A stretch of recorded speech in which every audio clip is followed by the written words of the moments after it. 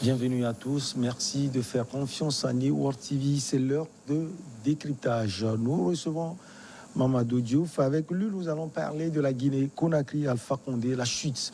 Mamadou Diouf, bonjour. Bonjour Michel. Vous allez bien? Très bien. En Guinée, des officiers des forces spéciales ont affirmé dimanche 5 septembre avoir capturé le chef de l'État Alpha Condé, avoir dissous les institutions. Mais une grande confusion régnait à Conakry sur qui était maître de la situation. Mamadou, qui est maître de la situation? Je crois que c'est clair actuellement que le maître de la situation, c'est bien l'actuel chef de l'État, parce qu'il faut l'appeler ainsi, puisqu'après les coups d'État, ce n'est pas la peine de se chercher quoi que ce soit. Il est maître de la situation parce que depuis le dimanche pratiquement, les trois camps les plus importants, Alpha Yaya, Samouri, etc., étaient entre les mains de ce qu'on peut considérer comme les putschistes. Et on n'a pas vu véritablement de résistance de la part des militaires.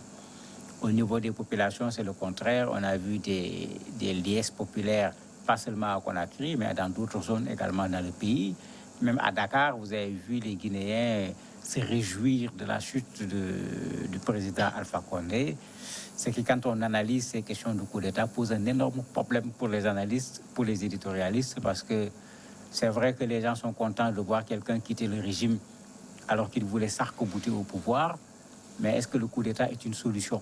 Voilà. Pas solution pour faire partir la personne seulement, mais solution pour résoudre les problèmes de la Guinée. Parce que c'est deux choses qui ne sont pas du tout les mêmes.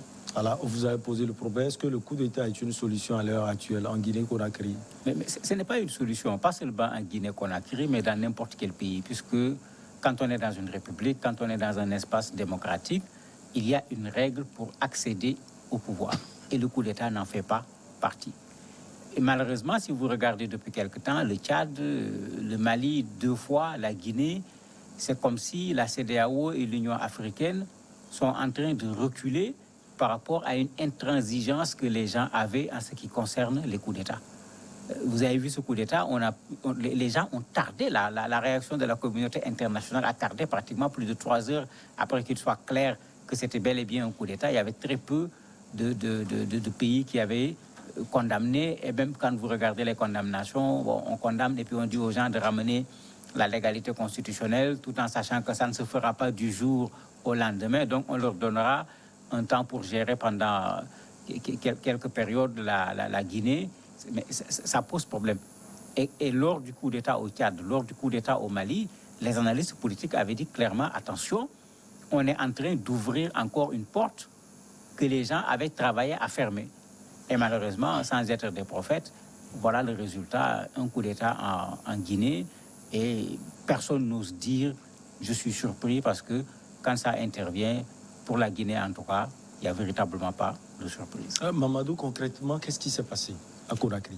Ce qui s'est passé, Doumbia, c'est décidé à prendre le pouvoir. Si on le prend au mot, il dit c'est à cause de la mauvaise gestion. Il parle même de gestion médiocre, parce que c'est son expression. Il parle de la corruption. Il parle également de la situation socio-économique au niveau de la Guinée. Au niveau de la corruption, il faut rappeler que le fils du président est dans pratiquement tous les contrats miniers au niveau de la Guinée.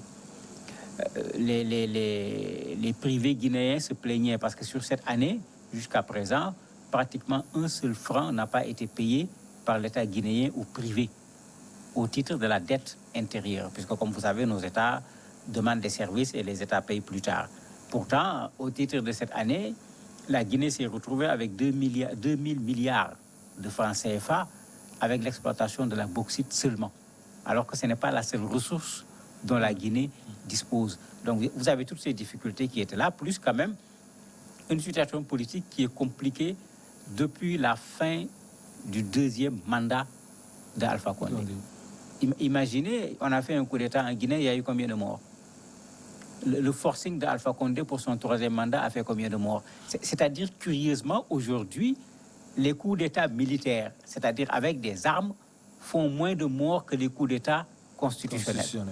Mais il y a de quoi réfléchir. Il faut peut-être que dans la liste de la CEDEAO et de l'Union africaine, qu'on inscrive également les coups d'État constitutionnels parce que ça commence à devenir plus dangereux pour les populations que le coup d'État militaire. Au Tchad, au Mali, on a eu combien de morts quand il y a eu les derniers coups d'État. Donc ça, c'est vraiment un sérieux problème qu'il faut prendre en compte. Et ça fait qu'il va se retrouver peut-être dans la même situation que le président malien, Goïta. Ouais. Ou bien il va faire comme le fils adoptif de Déby. Est-ce qu'il va faire à la soudanaise? On ne sait pas encore, mais en tout cas, qu'il sache qu'il a pris le pouvoir. Mais entre prendre le pouvoir et résoudre les problèmes, il y a un véritable fossé. Alors, par ces liesses, Mamadou, non seulement en Guinée et Conakry, mais également ailleurs, on sent qu'on a un pays divisé. Oui, la Guinée, malheureusement, depuis longtemps, est un pays divisé. D'ailleurs, même certains analystes disent, mais voilà, pendant longtemps en Guinée, parce que ce n'est pas seulement le président Alpha Condé qui l'a fait, tous les présidents qui l'ont précédé l'ont fait, il y a eu cette logique ethnique. Certains même vont jusqu'à parler d'ethnostratégie politique. C'est-à-dire mettre ces gens, ceux de chez soi, au pouvoir à tout point de vue, civil, militaire, administratif, etc., en considérant que c'est ça qui te permet de conserver le pouvoir. Ben, ce commandant, il est de la même ethnie que le président de la République. Oui, et c'est ce qui est surprenant. Il est de Cancan comme le président de la République, mais c'est lui qui est venu arrêter son pouvoir. Et ça, pour moi, c'est une très bonne chose, puisqu'il faut qu'on arrête cette façon de faire en sorte que quand le président de la République arrive au pouvoir, c'est comme si c'est sa région ou son groupe ethnique qui arrive au pouvoir.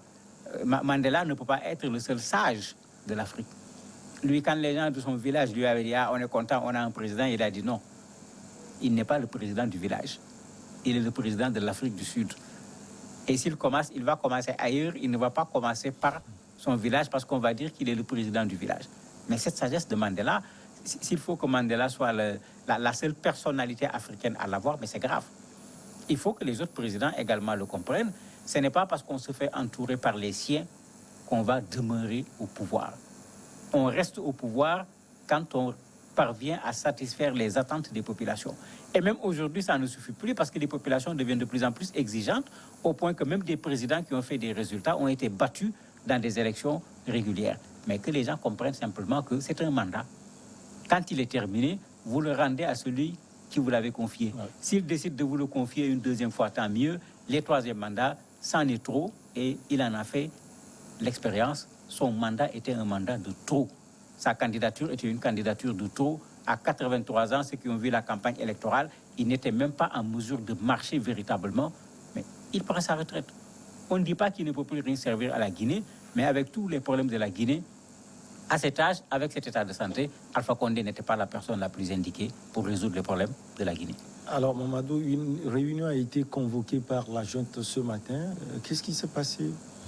La réunion a eu lieu au niveau du Palais des Congrès et les convoqués sont venus, le Premier ministre, le président de l'Assemblée nationale, les dignitaires de l'armée, etc.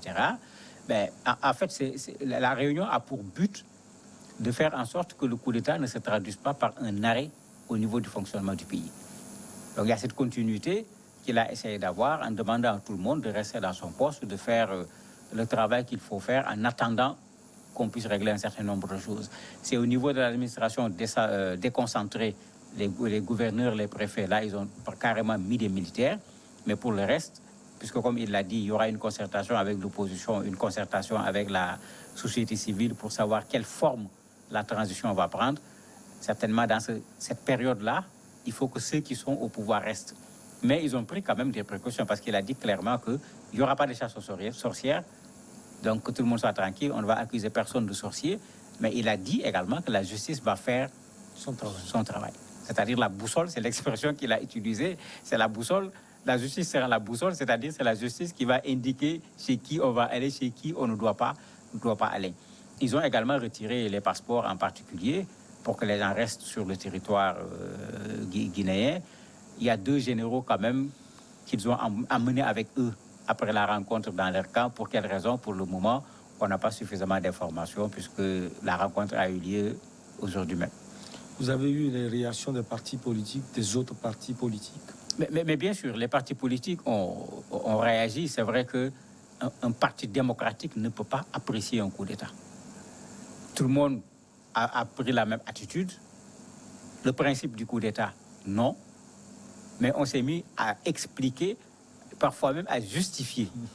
Puisque il ne faut pas oublier qu'il y a des centaines d'opposants dans les prisons. D'ailleurs, après la rencontre, ils ont dit qu'ils vont libérer les prisonniers. Et immédiatement, vous avez vu, devant les prisons, plein de gens sont venus pour chercher les membres de leur famille qui étaient emprisonnés, pour dire que tout ça, ce n'était pas du juste. Si ces gens-là avaient été emprisonnés de façon réglementaire, on ne va pas les libérer d'un coup de baguette magique. On aurait vérifié pour chacun qu'est-ce que la personne a fait, qu'est-ce que la personne n'a pas fait.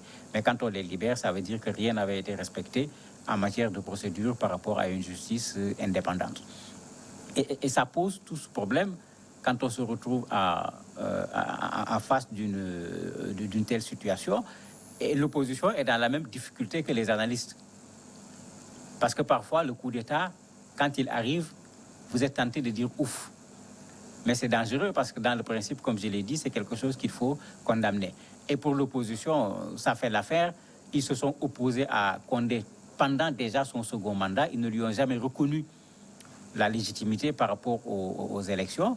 Ils n'ont pas réussi à gagner, mais ces gens-là, ils ne vont pas mettre le tapis rouge devant les militaires, mais ce n'est pas eux qui vont leur jeter également des cailloux. Ils vont certainement attendre que la rencontre ait lieu avec l'homme fort actuel de la Guinée pour savoir qu'est-ce qu'on fera d'eux, certainement avant de donner carrément maintenant un avis sur ce qui va être la transition au niveau de la Guinée. Mamadou, comme d'usage pour le coup d'État militaire, il y a également la pression, non seulement au niveau de la CEDEAO, mais également de l'Union africaine et de l'Organisation des Nations Unies. Alors, est-ce que la junte militaire au pouvoir n'a pas de souci à se faire? Non, pas de souci. Dès la première déclaration, il avait déjà compris cela. Il a été très clair en disant que la Guinée va respecter les accords aussi bien sur le plan bilatéral que sur le plan multilatéral. Ça, dès sa première déclaration, il avait été très clair là-dessus, en montrant qu'il ne s'agit pas de venir faire une rupture à tout point de vue par rapport à l'étranger. Mais ce qui va se passer, et je l'ai entendu de la bouche d'un journaliste, écrivain, ancien conseiller du Premier ministre guinéen, il dit, mais ce qui va se passer, vous aurez les condamnations dans les médias avec les communiqués, mais il a dit que lui, il était là, Premier ministre, quand il y a eu le coup d'État. À minuit, maintenant, vous commencez à négocier avec ceux qui condamnent, puisqu'il y a des intérêts. Et n'oubliez pas que je parlais tout à l'heure de la bauxite. La Guinée, ce n'est pas la bauxite seulement. Il y a énormément de richesses dans ce pays. C'est un enjeu énorme aujourd'hui pour la Russie, pour la Chine, pour les Occidentaux de façon générale. Il y a un enjeu énorme qui est tel que chacun va voir comment il va faire pour que dans la prochaine Guinée, s'il avait des avantages, qu'il puisse les préserver, s'il n'en avait pas, qu'il puisse en avoir. Donc la condamnation sera là sur le principe, mais ne vous en faites pas. Quand le soleil sera couché, les gens vont commencer à les rencontrer, comme il l'a dit lui-même, et il était bien placé pour aller discuter et dire aux gens, bon, on est avec vous, mais il faut quand même respecter quel aspect en matière des droits de l'homme, tel aspect, etc. Quelles sanctions on a faites contre la junte malienne, contre la junte tchadienne. Il va être difficile qu'on nous explique des sanctions contre la junte guinéenne. Merci beaucoup à vous, Mamadou Diouf. On va marquer juste une petite pause et on reçoit lui, Magoula Kebayo, pour connaître l'agenda à venir de cette junte militaire au pouvoir en Guinée-Conakry.